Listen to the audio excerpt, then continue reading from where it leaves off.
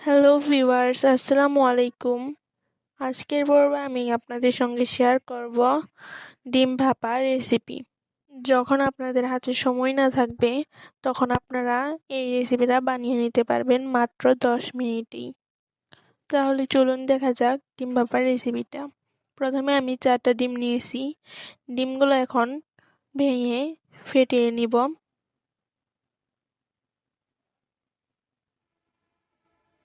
ফেটানো হয়ে আসলে এখানে দিয়ে দিব সামান্য লবণ।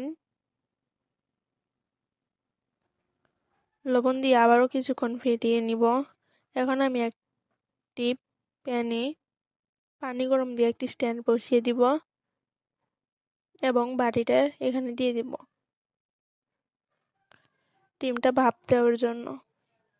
একটা ঢাকনা দিয়ে ঢেকে 10 মিনিটের মতো ভাপ দিয়ে নিব। ভাপ দেওয়া হয়ে গেলে ডিমগুলো আপনাদের মন মতো কেটে নিতে পারেন। এখানে আমি ডিমগুলো কেটে নিচ্ছি।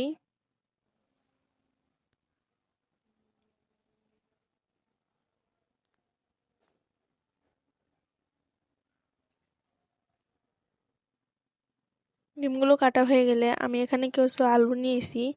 আলুগুলোর উপরে এখন হলুদ দিয়ে দিব এবং দিয়ে দিব স্বাদ মতো লবণ।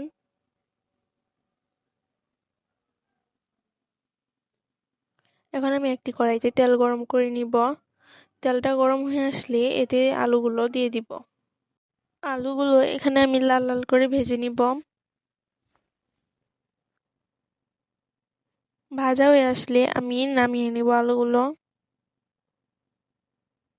এখন আমি আবার কড়াইতে তেল দিয়ে দিব। তেলটা গরম হয়ে আসলে এতে দিয়ে দিব কাঁচা জিরা, তেজপাতা, এলাচ, গোলমরিচ এবং দারুচিনি।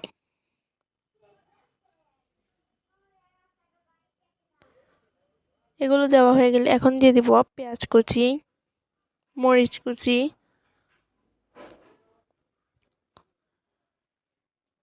এখন দিয়ে দিব জিরা বাটা, আদা বাটা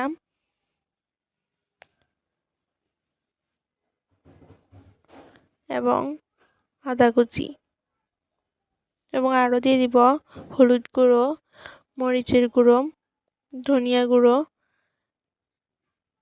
এখন নেড়েচেড়ে একটু কষিয়ে নিব এবং দিয়ে দিব সামান্য পরিমাণ পানি।